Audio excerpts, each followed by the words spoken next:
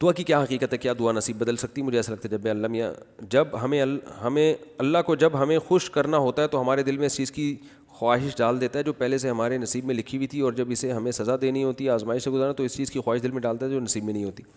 اگر ایسا ہے تو اللہ اس سے اپنی پسند کی چیزیں مانگنے کے بجائے یہ مانگا جائے کہ جو چیز میرے نصیب میں ہے میرا اس کی طرف سے دل موڑ دے, ہاں میرا اس کی طرف دل موڑ دے اور مجھے اپنی رضا میں راضی رکھ. بڑا خاندانی سوال ہے.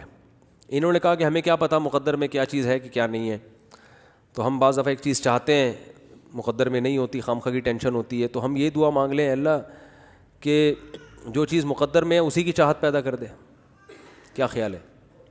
تو یہ حدیث سے ثابت ہے یہ دعا.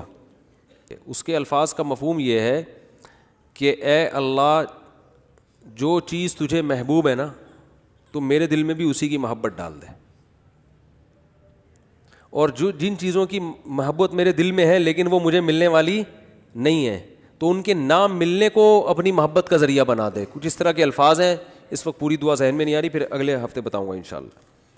بہرحال آپ نارمل طریقے سے دعا مانگ لیں تو گورنمنٹ کی طرف سے کوئی پابندی نہیں ہے. آپ کو جو چیز چاہیے اللہ سے مانگ لو, بھائی اللہ مجھے یہ دے دے, تو اللہ دے دے گا انشاءاللہ. ٹھیک ہے نا.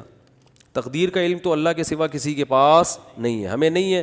تقدیر میں یہ لکھا ہوتا ہے کہ یہ آدمی کو یہ چیز ملنی نہیں تھی لیکن یہ اتنی دعائیں مانگے گا کہ اس دعاؤں کی وجہ سے مل جائے گی یہ.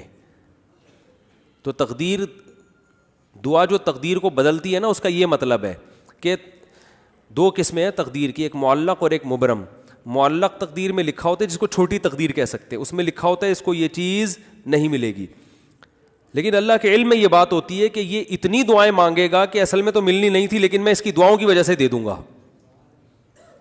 تو وہ بھی اللہ کے علم میں ہوتا ہے کہ یہ مانگے گا, تو وہ مانگنا بھی تقدیر میں اللہ کے علم کی وجہ سے شامل ہوتا ہے. تو اس بحث میں پڑے بغیر ہمارا کام ہے جو چیز سمجھ میں آ رہی ہے مانگ لو اللہ سے, کیونکہ اللہ نے عام طور پر یہی ہے کہ جو اسباب اختیار کرے گا اس کی مدد ہوگی, عام قانون یہی ہے. تو اسباب میں دعا مانگنا بھی ہے, تو دعا جو مانگے گا اللہ سے امید ہے کہ وہ اس کی دعا قبول ہوگی.